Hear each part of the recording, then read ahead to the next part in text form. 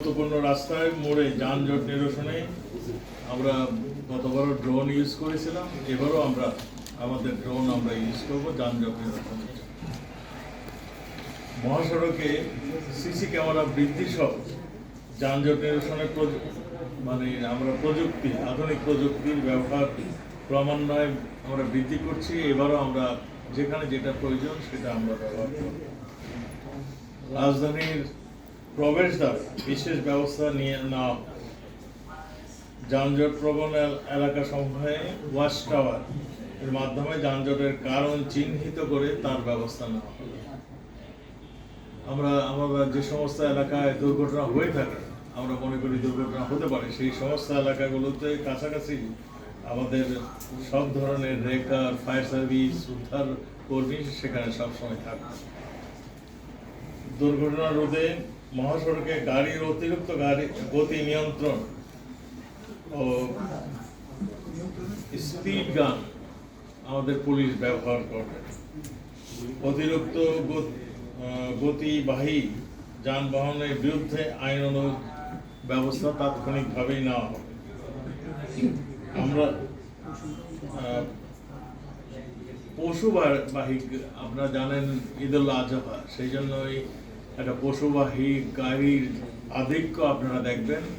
তাদেরকে আমরা নির্দেশনা দিয়ে দিব যাতে তারা সবসময় রাস্তার বাঁ দিকের লেনটা ধরে যেন তারা চলে, তারা যেন রাস্তার মধ্যেও না আসে কিংবা ডান দিকেও না যায়, বাঁ লেনটা নিয়ে তারা যেন চলাচল করে। আমরা ঈদ যাত্রার গাড়ি ভাড়া গতবার ঈদুল আজহার সময় যেরকম ভাবে ছিল, ঠিক সেরকম ভাবে তারা বৃদ্ধি করবেন না। পরিবহন জগতের মালিক, শ্রমিকের প্রতিনিধিরা এখানে আসছিলেন, গতবারের মতোই চলবে, এবারও তারা বৃদ্ধি করবেন না, এরকমই তারা বলে গিয়েছেন। উদ্ধার করা হবে। মহানগর, জেলা, উপজেলা, সদর, হাটবাজার চুরি, ডাকাতি, ছিনতাই, সন্ত্রাসী কার্যক্রম প্রতিরোধে গোয়েন্দা নজরদারি, পুলিশ, র্যাব টহল বৃদ্ধি করা হবে।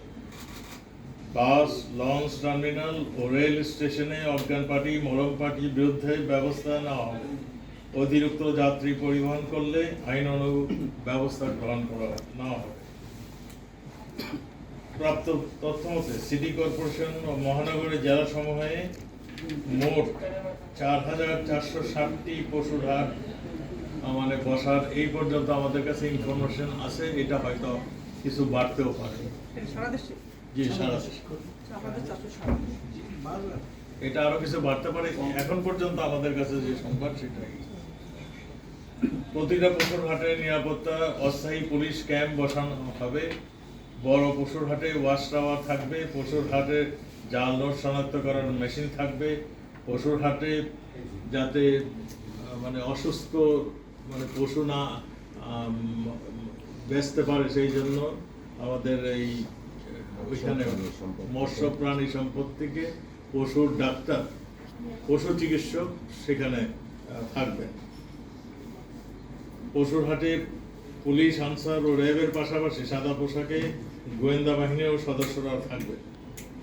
কুরবানির পশুবাহী ট্রাক, নৌযানে নির্দিষ্ট হাটে কোথায় যাবেন তারা যখন শুরু করবেন তাদের যাত্রা, তাদের গন্তব্যস্থানটা তারা প্রথমেই লিখে রাখবেন তাদের গাড়িতে, ব্যানারে যারা বাইরের থেকে যেন বুঝতে পারে যে তারা এই গাড়িটি ওই জায়গার জন্য, নির্দিষ্ট জায়গার জন্য যাচ্ছে। যে এটার উদ্দেশ্যটা হলো রাস্তার মধ্যে কেউ জোর করে এই পশু না নামাতে পারে এবং চাঁদাবাজি না করতে পারে। এটি হলো মূল উদ্দেশ্য, হলো সেটাই।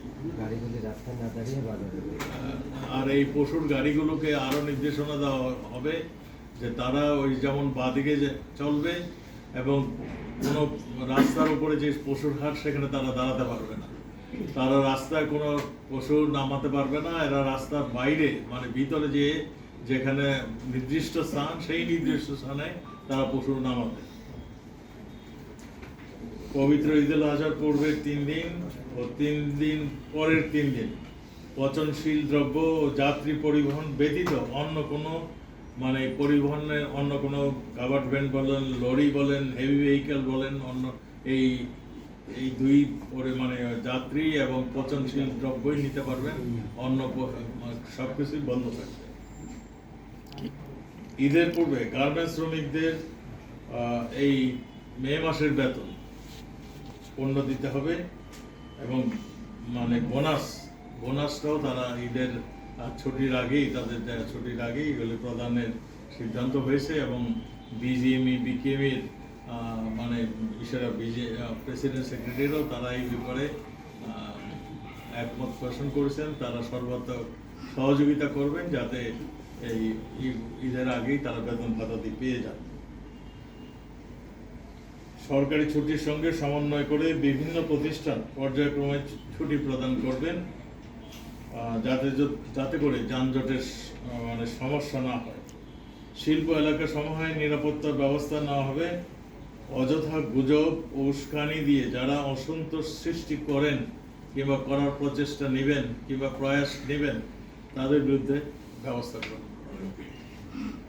জাতীয় ঈদগাহ ময়দান, শোলাকিয়া মাঠ সহ সারা দেশে বড় ও গুরুত্বপূর্ণ ঈদের জামাতের মানে নিরাপত্তা ব্যবস্থা থাকবে।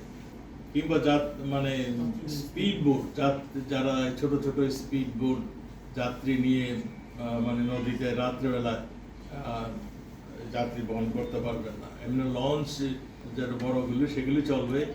ছোট ছোট স্পিড বোটগুলো এই আওতায় আসবে, যাতে বাল্কহেডগুলো চলবে না রাত্রে। এটা বাল্কহেডের জন্য এটা সাধারণই আছে, এটা আমরা আরো